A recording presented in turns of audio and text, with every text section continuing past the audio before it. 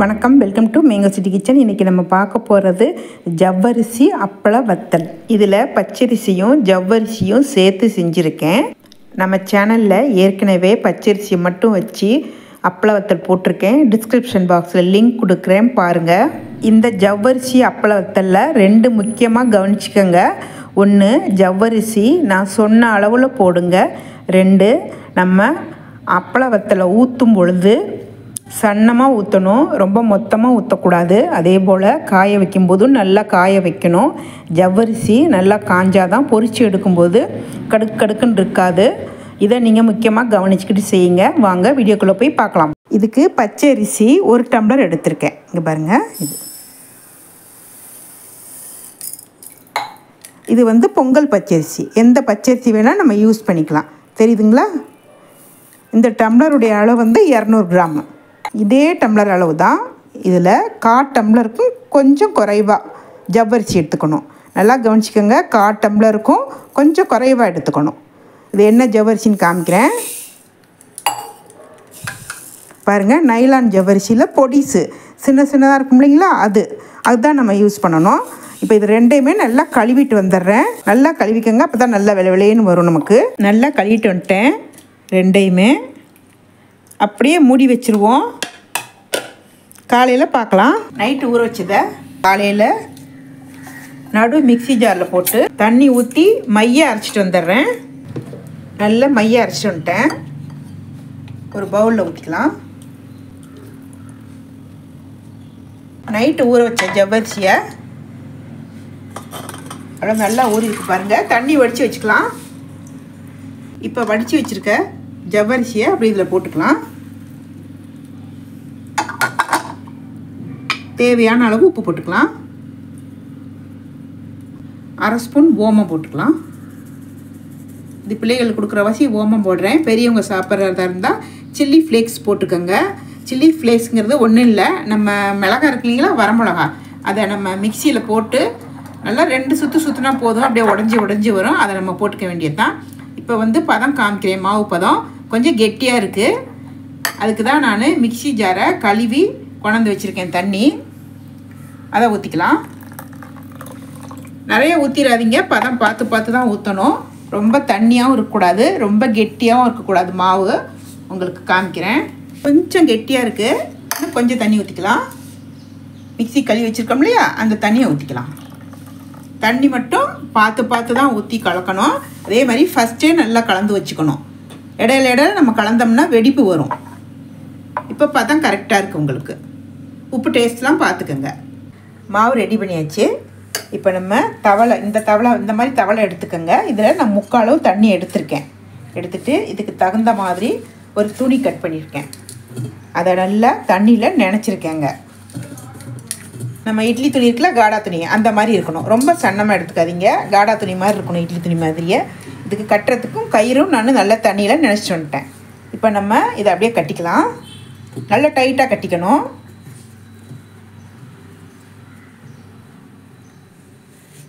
நல்லா ஒரு முடி நல்லா இறுக்கமாக போட்டுக்கோங்க. ஏன் சொல்கிறேன்னா, நம்ம பிறகு இது கொஞ்சம் ஊற்ற உள்ளே போயிடும். மறுபடியும் ஃப்ளாட் ஆக்கணும். அதுக்கு நம்ம இந்த மாதிரி ஒரு முடி போட்டோம்னா இதை இப்படி இழுத்து விட்டுக்கலாம். தவளை ரெடி பண்ணிட்டோம். இதை நம்ம அடுப்பில் வச்சுக்கலாம். அடுப்பில் வைக்கும்போது இந்த மாதிரி ஏதாவது ஒரு பேஸ் வச்சுக்கோங்க. ஏன்னா நமக்கு இப்படி சாஞ்சி விழுவுறதுக்கு சான்ஸ் இருக்குது. அதுக்காக சொல்கிறேன். இப்போ அடுப்பை ஆன் பண்ணிக்கலாம். அடுப்பை ஆன் பண்ணிவிட்டேன். தவளையை தூக்கி வச்சுக்கலாம்.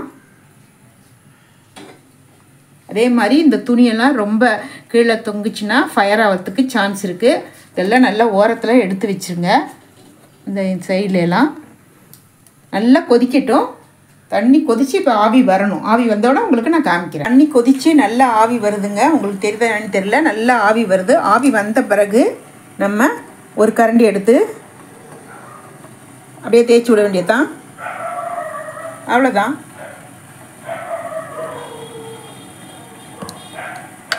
அப்படியே மூடி போட்டுக்கலாம். இப்போ அடுப்பு ஹையில் இருக்குது. இப்போ கொஞ்சம் மீடியம் பண்ணிக்கலாம். கொஞ்சம் மீடியம் பண்ணி விட்றேன். வேகட்டும். எந்திரிச்சான்னு பார்க்கலாம். இன்னும் கொஞ்ச நாள் வேகணும். ஏன்னா ஜவ்வரிசி போட்டிருக்கோம் இல்லைங்களா, அதனால் மூடி வச்சுக்கலாம். நல்லா வெந்துருச்சு பாருங்கள். அப்படியே எடுக்கலாம். இப்படியே சைட்லலாம் எடுத்து விட்டிங்கன்னா அழகாக வந்துடும்.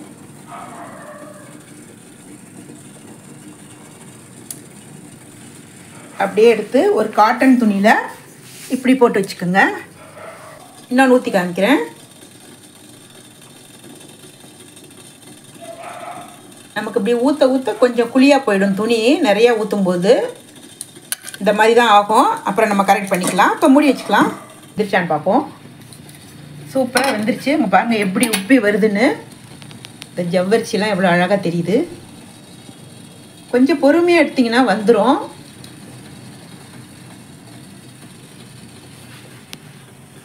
இப்படியே நம்ம திருப்பி போட்டுக்கலாம். இப்போ இந்த பகுதி வந்து சீக்கிரமாக காயும். நம்ம சேனலில் ஏற்கனவே வெறும் பச்சரிசி வச்சு மட்டும் போட்டிருக்கேன். அது டிஸ்கிரிப்ஷன் பாக்ஸில் லிங்க் கொடுக்குறேன். எண்டு ஸ்க்ரீன்லேயும் போட்டு வைக்கிறேன், பாருங்கள். சூப்பராக வெந்துருச்சு பாருங்கள். இப்போ நம்ம எடுக்கலாம். கரெக்டாக 1 நிமிஷம் ஆயிடுச்சு உங்களுக்கு டைமு.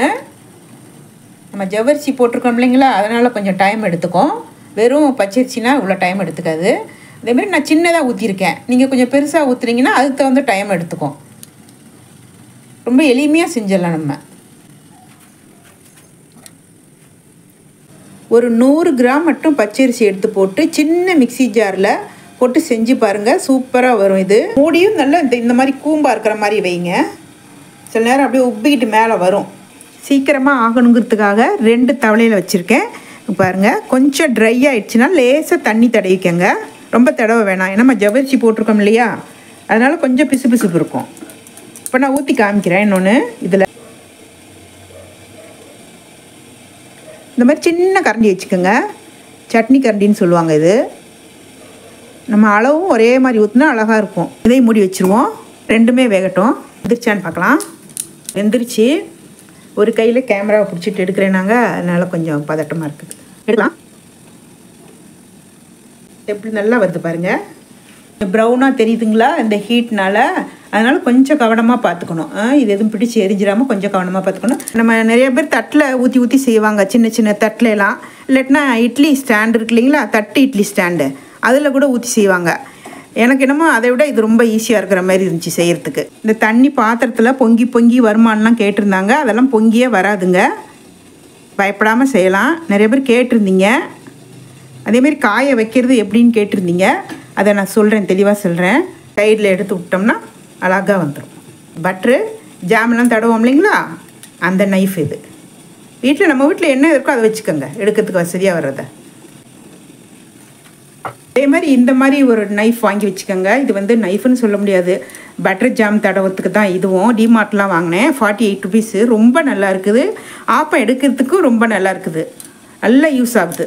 ஆப்பம் எடுக்கிறதுக்கு இந்த மாதிரி யூஸ் பண்ணுறதுக்கு ரொம்ப நல்லா வருது. குட்டி அப்பம்லாம் எடுப்போம்ல, மினி அப்பம், அதுக்கெல்லாம் அவ்வளோ நல்லா வருது பாருங்கள். நல்லா வேகணும். நல்லா 1 நிமிஷம் போல் எடுத்துக்கும். ஜவ்வரிசி போட்டிருக்கோம் இல்லைங்களா, அப்புறம் நம்ம பொரிச்சு எடுத்தோன்னா கடுக்குங்கோ. நல்லா வேக விட்டு எடுத்துக்கலாம். இங்கே பாருங்கள், இந்த மாதிரி துணி கொஞ்சம் ஊற்ற ஊற்ற நம்ம ஒரு 10-15 ஊற்றவும் இந்த மாதிரி போயிடும். அப்போ நம்ம கீழே எடுத்து வச்சு இதை நல்லா டைட் பண்ணணும். இந்த துணியெல்லாம் நல்லா இழுத்து விட்டு டைட் பண்ணிவிட்டு மறுபடியும் செய்யுங்க. அடுப்பில் வச்சு எதுவும் செய்யாதீங்க, கீழே இறக்கி வச்சுக்கிட்டு செய்யுங்க. ஏன்னா இப்போ வர்ற ஸ்டாண்டெல்லாம் ரொம்ப சன்னமாக இருக்குது. அது ஸ்ட்ராங்காக இல்லை, கவுத்து விட தான் நமக்கு ட்ரை பண்ணுது. கொஞ்சம் கவனமாக இருக்கணும். வத்த போடுறேன்னு சொல்லி நம்ம ஊற்றிக்கக்கூடாது மேலேலாம். இப்படி எடுக்கும்போது அடுப்பை ஹையில் வச்சிங்கன்னா இப்படி அதுவே நல்லா உப்பி தூக்கி கொடுக்கும். எடுக்கிறதுக்கு ஈஸியாக இருக்கும். எடுக்கும்போது மட்டும் ஹையில் வச்சுக்கோங்களேன், ஈஸியாக இருக்கும். பிகினர்ஸ்க்காக தான் ஒன்றையும் சொல்லித்தரேன். போன வருஷம் போடும்போது வெறும் பச்சரிசியில் தான் போட்டேன். அப்போ வந்து வீடியோ ரொம்ப லென்த்தாக போகுதுன்னு கொஞ்சம் கட் பண்ணி தான் சொன்னேன். அப்புறம் எல்லோரும் கேட்டிருந்தீங்க தெளிவாகவே சொல்லலேன்னு. அதுக்கு தான் இப்போ ஒன்றையும் நான் தெளிவாக சொல்கிறேன். அவசியமாக 1க்கு 1 நிமிஷம் எடுத்துக்கும் வேகிறதுக்கு. கொஞ்சம் நமக்கு வேலை தான், இருந்தாலும் அவ்வளோ ஒரு டேஸ்ட்டாக இருக்கும். கெட்டே போகாது. 1 வருஷம் ஆகிப்போச்சு என்னோடது, இன்னும் வச்சுருக்கேன். நான் காமிக்கிறேன் பாருங்களேன். அவ்வளோ நல்லா இருக்குது. பச்சரிசியில் செய்கிற நார்மலான வெறும் பச்சரிசி போட்டு செய்கிறத கூட நம்ம ஃபேனில் வந்து ஒரு 1 ஹவர் வச்சுக்கணும். பிறகு கொண்டு போய் மாடியில் வெயிலில் வச்சிட்டோம்னா ஒரு நாள்லேயே காஞ்சிரும். அது ஊற்றுனதெல்லாம் இந்த மாதிரி தான் இருக்கும். நமக்கு இந்த மாதிரி அழகாக வேணும்னா இது போல் ஒரு விளிம்பு உள்ள பாத்திரமாக எடுத்துக்கோங்க. எடுத்து இது மேலே அப்படியே வச்சு ப்ரெஸ் பண்ணிக்கோங்க. ப்ரெஸ் பண்ணிவிட்டு இதை அப்படியே எடுத்துடலாம். நம்ம எடுத்துடலாம். பாருங்கள் அழகாக வந்துருச்சு. இதை நம்ம அப்படியே கட் பண்ணி காயப்போட்டு பொரிச்சு எடுத்துக்கலாம். இது வேஸ்ட் பண்ண வேண்டிய அவசியம் இல்லை. நான் ஊற்றுறேன் இல்லைங்களா, இந்த மாதிரி ஒரு கரண்டி வாங்கி வச்சுக்கோங்க. நல்ல வசதியாக இருக்குது நமக்கு.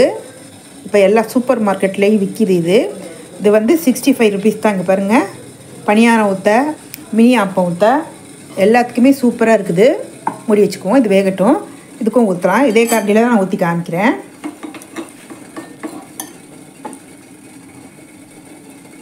ரொம்ப யூஸ்ஃபுல்லாக இருக்குது. முடிஞ்சிடுச்சு. இது ஒன்று ஊற்றலாம். கடைசியில் கொஞ்சமாக இருக்குது. இதை நான் ஊற்றிட்டே காமிக்கிறேன் உங்களுக்கு. கடைசி இதுவும் ஊற்றிட்டேன். ஃபுல்லாக தீந்துடுச்சு. கடைசியாக ஊற்றினோம் இல்லைங்களா, அது தான் ரெடி ஆகிட்டு.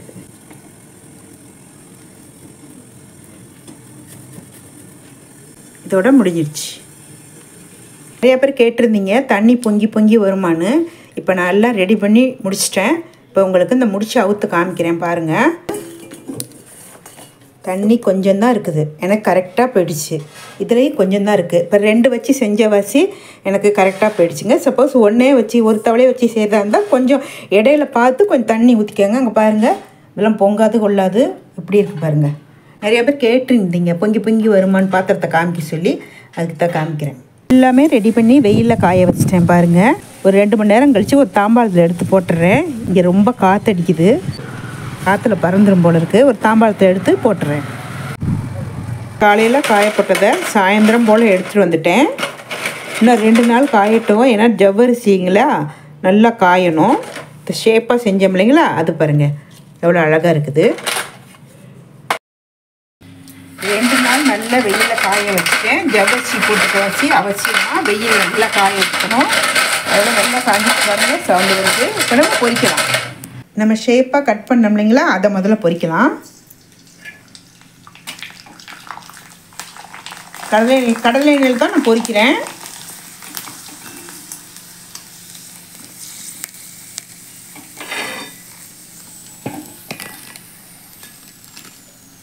இன்னொன்று போடலாம். நம்ம ஷேப் பண்ண வச்சு அழகாக ரவுண்டாக வருது.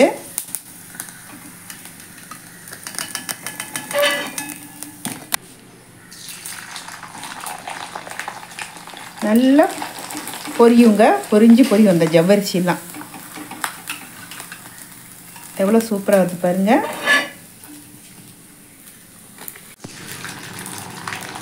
நல்லா பொரிய விட்டு எடுங்க. நான் ஜவ்வரிசி போட்டிருக்கோம் இல்லையா, நம்ம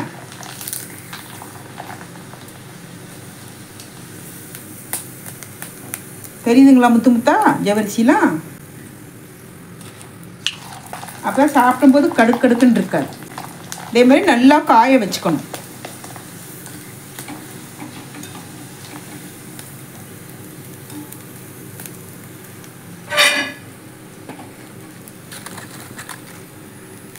ஜவ்வரிசி அப்பள வத்தல் ரெடி ஆகிடுச்சு பாருங்கள்.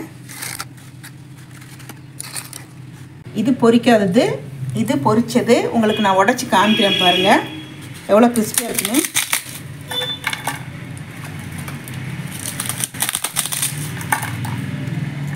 ஜவ்வரிசிலாம் தெரியுதுங்களா பார்த்தீங்களா. உங்களுக்கு பிடிச்சிருந்தா லைக் பண்ணுங்கள், ஷேர் பண்ணுங்கள், சப்ஸ்கிரைப் பண்ணுங்கள். மறக்காமல் பெல் பட்டனை ப்ரெஸ் பண்ணுங்கள். நன்றி, வணக்கம்.